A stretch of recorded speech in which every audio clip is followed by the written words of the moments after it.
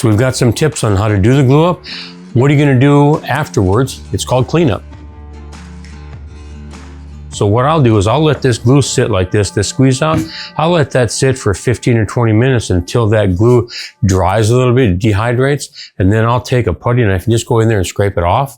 Or if I know that I'm going to run my piece back through my surface planer anyway, I'll let it dry overnight, run it through the surface planer, let the surface planer take it off.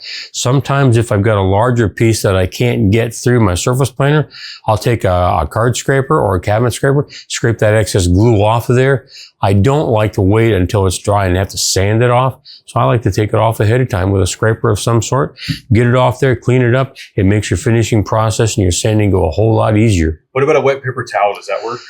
I have used a wet paper towel in the past. I'll take the majority of it off in a situation where it's really wet, and then I'll take a damp paper towel, not a wet paper towel, but I'll take a damp one and take the glue off there because ultimately it's water soluble. The glue will dissolve with water on it, and you can clean the vast majority of it off with a damp rag. And then again, once it's all dried and ready for sanding, it's going to sand out real nice for you and clean up that joint real well. And if you've done your glue up well, you've done your jointing really well, you're never going to see that joint. I've seen a lot of people when they put their wood and they clamp it up, they put tape on the clamp. Is that to protect the clamp from glue? Sometimes that's exactly what it's for. They'll put tape on the clamp, particularly if it's the black metal bar clamps, because the glue will get into that black metal and oxidize, and it'll leave a dark stain on your wood. And so if you put the clamps on there, if you glue onto the clamp, or put the tape rather on the clamps, you can prevent that oxidation, and it prevents glue from getting on your clamps and drying on your clamps, which makes them pretty hard to operate. Another thing I've seen sometimes is if people are using bar clamps, they'll take biscuits, like biscuit joinery biscuits, and they'll set it on the wood between the clamp and the wood itself to elevate the clamp above the wood to eliminate that oxidization and stain. So right now, your Titebond bottle and your roller are not how you usually leave them. Absolutely not. What's next? Always close your bottle up, close it up good and tight. And I'll take a paper towel, sometimes a damp paper towel, and wipe that off of there. Let's go over here and grab one.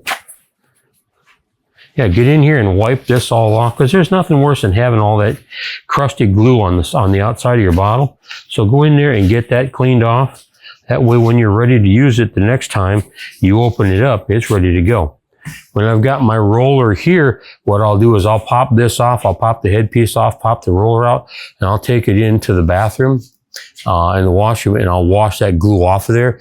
With these in particular, that's a pretty porous little roller on there, and if you let that glue completely set up and dry on there, it is heck to get off of there.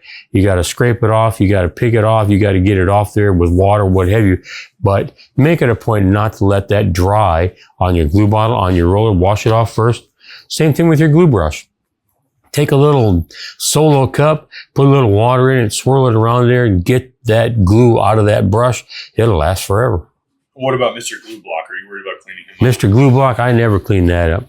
That is a work of glue art. And it just sits there and dries like that and builds up. And like I said, I've been using this one for 10 or 11 years. It just builds up like that. It's convenient. I like using it that way. It's easier to use when I'm using a brush to take my glue up with and apply it to my piece. So I just like my glue box. So I don't ever clean that up. The day will come when we'll quit woodworking rather, and I'll probably cut that in half just to see what the cross section looks like. So there you got your glue box and your glue hints, your glue clues. So go ahead and glue some stuff up and have fun with it.